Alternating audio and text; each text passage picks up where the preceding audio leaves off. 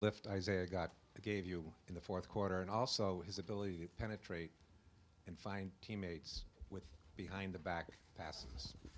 Yeah, the one pass was unbelievable. But I thought it was the best that um, he's played, or one of the best games he's played against that kind of length in that moment. And they were blitzing, and they were trying to keep a bunch of long bodies on him.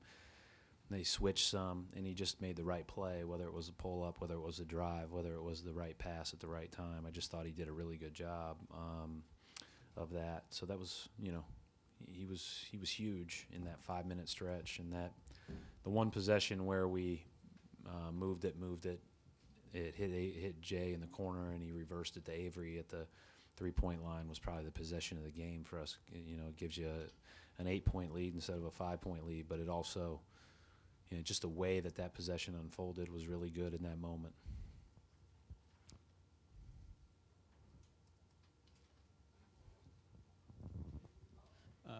Amir's been kind of scuffling a bit recently. It would seem like he gave you a good lift tonight. What do you think about his energy, especially early on? I thought he was really ready. And really engaged. And I think a great way to gauge that is the offensive rebound tip dunks. Just the energy around the rim was excellent. And we need him. It was a weird game from the standpoint that, they play, quote, small, but they're not small. They're big, long, athletic guys. And so it's hard to play two traditional bigs against them normally, but I thought our guys did a pretty good job with that lineup. Then they started playing Novak as, kind of a 3-4, or sometimes they would play, Middleton at the 3 and go a little bit smaller than their starters. And so it kind of forced our hand to not play that Sullinger Amir lineup quite as much. But I liked it when it was in, and I thought that Amir was very good.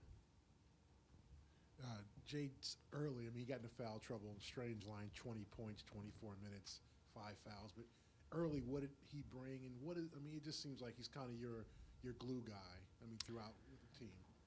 Well, he has the ability to guard some of those bigger, longer guys because of his strength. And, he's been scoring it well, shooting the ball well, and he drove it on the first or the second play and got an and one. And, he hit a huge 3 in the corner there off Isaiah's over-the-head pass. So, I think he's been one of our more reliable, consistent players all year, and we needed him to be that against these guys tonight. It's hard to play that team without him for that long stretch like we did in the third and fourth quarter, just because of who they have. Going back to Crowder, what's kind of the thought process in terms of when you bring him back in the fourth quarter? He started with 5 fouls. You know what? This might sound crazy, but if I was 9 years ago when I first got into coaching, I would have taken him out with 4 and been nervous to put him back in. And if it happens, it happens. They foul.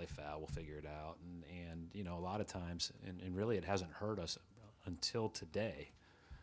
When Crowder got his 5th and had to be out so long. But prior to that, we're just going to let guys play, and if they foul. But he, about 5:30, it wasn't going our way. It was a 5-point game, and it was time to bring him back.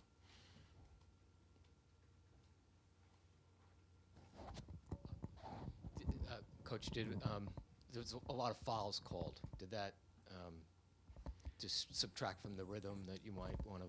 Well, I don't know what the rate will be considered once the possessions are figured out today. I thought we were a little bit better not fouling than we've been.